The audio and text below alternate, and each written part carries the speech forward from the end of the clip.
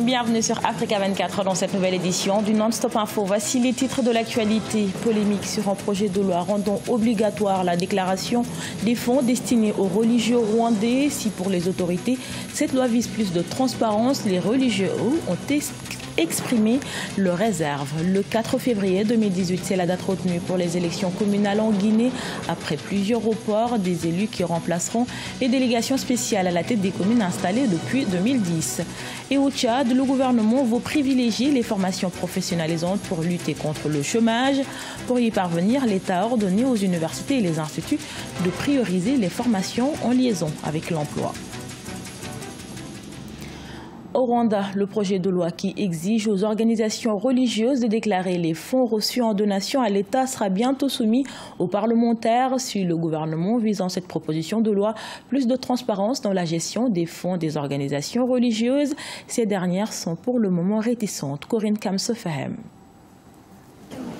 11 janvier 2018, c'est le délai fixé par le gouvernement rwandais aux organisations religieuses qui doivent apporter leurs remarques sur un récent projet de loi qui exige la déclaration des fonds perçus de l'étranger par ces organisations. L'article 10 de cette loi semble suffisamment explicite. Tout soutien financier à une organisation religieuse doit être versé dans un compte de celle-ci, logé dans une banque ou institution financière reconnue par l'État. L'organisation religieuse bénéficiaire est tenue d'informer le conseil de gouvernance du Rwanda dans les 5 jours qui suivent la réception des fonds ou du matériel. Même s'il est vrai que cette loi vise également à tracer et limiter les financements provenant d'organisations considérées comme terroristes et criminelles, pour les responsables religieux, c'est une ingérence totalement en contradiction avec les directives de l'Église. Le Rwanda n'est pas le seul pays en Afrique ou au monde qui aujourd'hui s'intéresse à la traçabilité ou à la transparence des flux financiers que reçoivent ou des donations que reçoivent les organisations religieuses.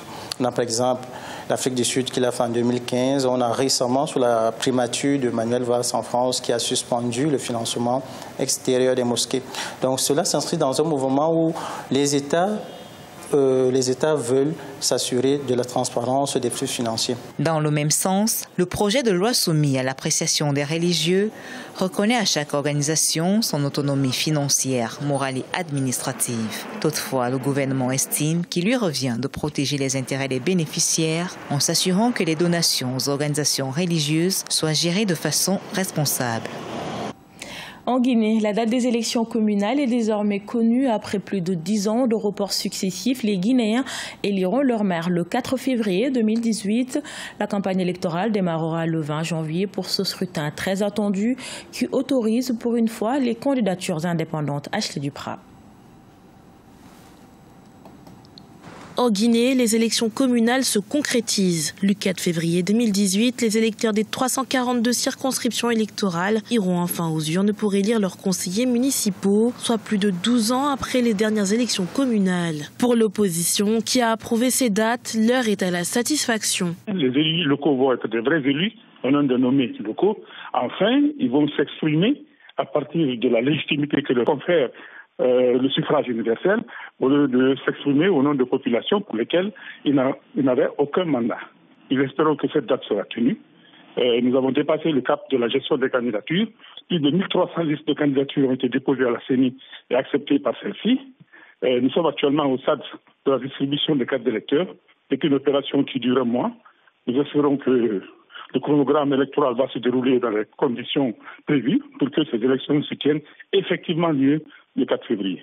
Il faut dire que les élections ont été repoussées à plusieurs reprises avant d'être décalées au 4 février 2018. Ce scrutin devait se dérouler en février 2017 suite à un accord conclu en octobre 2016. De son côté, la Commission électorale nationale indépendante assure faire tout ce qui est en son pouvoir pour assurer la crédibilité de ces élections. Nous allons faire ce qui doit être fait pour une élection, c'est-à-dire associer toutes les parties prenantes à toutes les activités que nous menons sur le terrain. Comment ça ?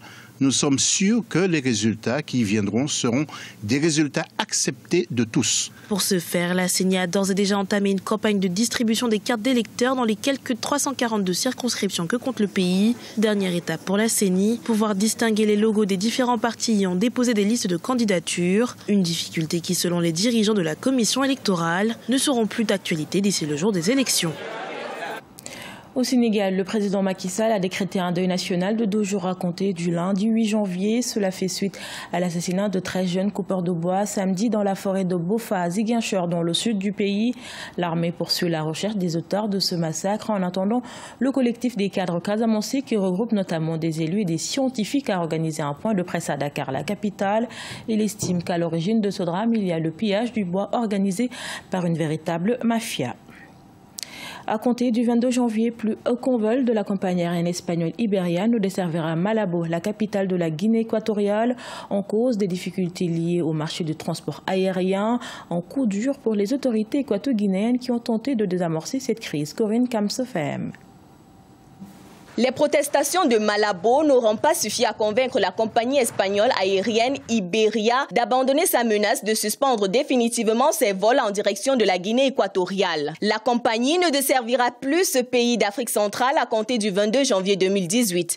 Plusieurs raisons justifient cette décision. Des taxes aéroportuaires élevées, un prix élevé du carburant et le manque à gagner sur cette ligne au cours des dernières années, selon un courrier de la compagnie aérienne adressé au ministère équato-guinéen de l'aviation civile. À l'évocation de ces raisons, à la mi-décembre 2017, le gouvernement équato-guinéen avait alors réuni dans l'immédiat les principaux acteurs concernés, notamment la compagnie pétrolière Total, leur demandant d'appliquer les prix réglementaires. Il soulignait également son désaccord face à cette décision. Je pense que s'il faut se placer sur un point de vue économique, la décision a sa raison d'être. Parce que qu'est-ce que dans les motifs que Iberia avance? Vous avez la taxe aéroportuaire qui est trop élevée, vous avez le coût d'approvisionnement en carburant qui est élevé, vous avez aussi également, depuis 2012, la concurrence que SEBA fait à Iberia, qui a fait perdre à Iberia des parts de marché très considérables. Ne serait-ce que ce point de vue-là, on peut comprendre, parce qu'une entreprise investit pour avoir une certaine rentabilité. Parce que la décision d'investissement est basée sur le rapport risque-rentabilité. Si une entreprise ne peut pas faire des bénéfices, il n'y a pas de raison d'investir. Ne serait-ce que sur le point de vue économique et financier, Iberia a peut-être raison de suspendre définitivement ses vols. Pour de nombreux observateurs, cette crise dans le transport aérien pourrait profondément entamer les relations entre les deux pays. Elle a depuis bientôt une dizaine d'années accumulé une situation de résultats nets déficitaires.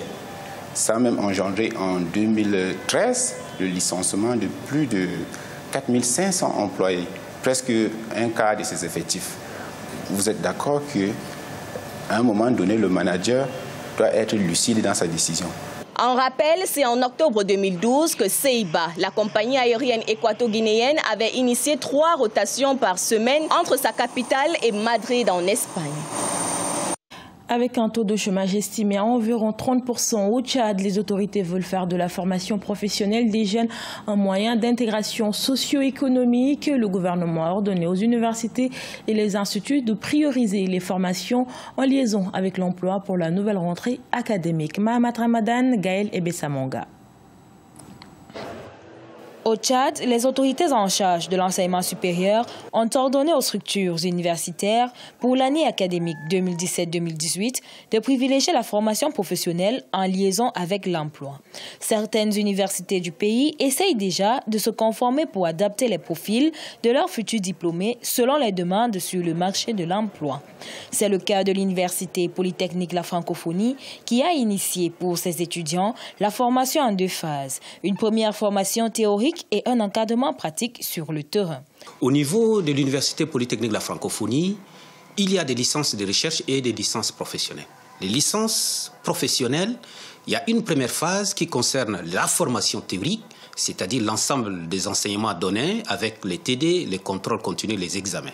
Lorsque nous organisons les examens et que l'étudiant est déclaré admis aux épreuves théoriques, il y a une seconde phase. L'étudiant est régulièrement envoyé en situation de stage en entreprise. Il commence d'abord en 2e année, il va en stage à la fin de l'année académique et la 3e année également, il va en stage. Et c'est pendant cette période de stage que l'étudiant essaie d'identifier le problème des entreprises et il essaie de choisir un sujet pour pouvoir travailler. Pour certains universitaires, cette initiative de l'Université Polytechnique de la Francophonie permettra de faciliter l'intégration sociopolitique des jeunes diplômés. Cependant, ils déplorent l'insuffisance des laboratoires scientifiques et techniques pouvant accompagner les formations professionnelles dans les structures universitaires spécialisées. Pendant les études, il y a une difficulté que je peux souligner, le cas de la formation pour les logiciels de construction.